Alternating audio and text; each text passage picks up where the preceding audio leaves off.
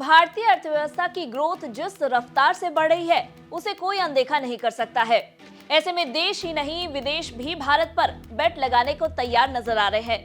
भारत पर उनकी निगाहें टिकी हुई है, लेकिन एक चिंता भी है जो उन्हें सता रही है। दरअसल सिटी रिसर्च ने इस विषय पर अपनी रिपोर्ट जारी की है, जिसमें उसने संभावनाओं के साथ चिंताओं का भी जिक्र किया है। चलिए जानते हैं सिटी रिसर्च की रिपोर्ट और उनके सेक्टर प्रेफरेंस को भी जानेंगे इस वीडियो में। नमस्कार, मैं हूं डॉक्टर तन्वी सिन्हा और आप देख रहे हैं बिजतक। निवेशकों को भारत में ग्रोथ नजर आ रही है। सिटी रिसर्च की रिपोर्ट के अनुसार इसके पीछे कई फैक्टर्स भी हैं। सेक्युलर ग्रोथ आउटलुक, बाहर से पॉजिटिव सपोर्ट, चुनावी साल में रूलिंग पार्टी के वापस आने की ज्यादा संभावना, सेविंग्स का सही यूज। निवेशकों के भारत को लेकर पॉजिटिव रुख के चलते MSCI इंडेक्स में कई भारतीय कंपनियों को एंट्री मिली है। वहीं दुनिया भर के फंड्स भारतीय कंपनियों की पोजीशनिंग को देखते हुए वेटेज बढ़ा रहे हैं। बीते 4 साल में MSCI all country world x US में भारत का योगदान 2.4% से बढ़कर 4.9% हो गया है। वहीं all country world x US small cap index में भारत का योगदान 3% से बढ़कर 8.1% हो गया है। MSCI इमर्जिंग मार्केट्स इंडेक्स में भारत का योगदान बढ़कर 18% हो गया है, जो 2023 के जनवरी महीने में 13% था। लेकिन इस बीच निवेशकों के मन में एक दुविधा है और समस्या भी है। वो है शेयरों का हाई वैल्यूएशन, जो उनके लिए चिंता का विषय बना हुआ है।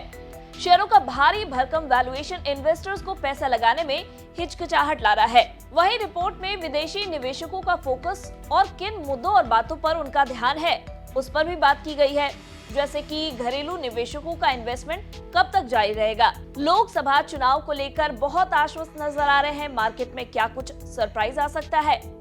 बैंकिंग सेक्टर की चुनौतियां साइक्लिकल है या मीडियम टर्म के लिए है? पब्लिक कैपेक्स ग्रोथ घट रही है।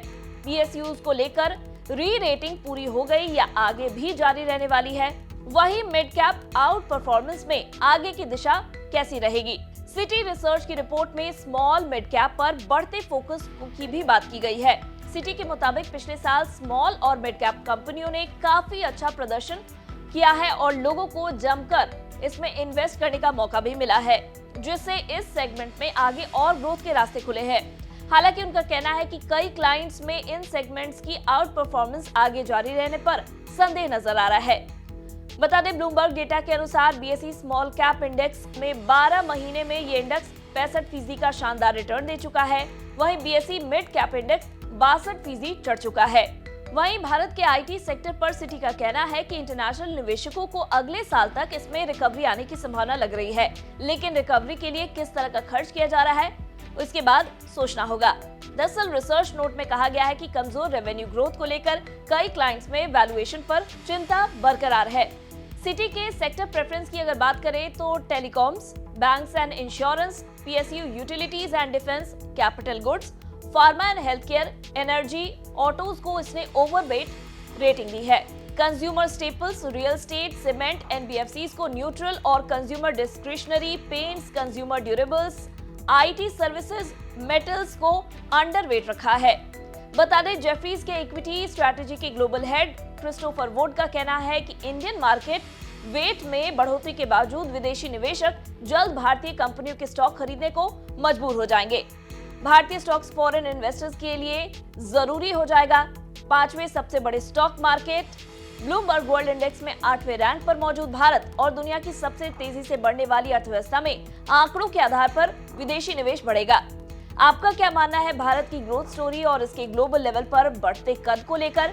क्या अब विदेशी निवेशकों को भारतीय बाजार में दिख रहा है कुबेर का खजाना? हमें कमेंट कर जरूर बताएं। वीडियो को लाइक और शेयर करना ना भूलें। साथ ही बिजनेस जगत की ताजा तरीन खबरों से अपडेटेड रहने के लिए बने रहे हमारे साथ और देखते रहे बिजतक।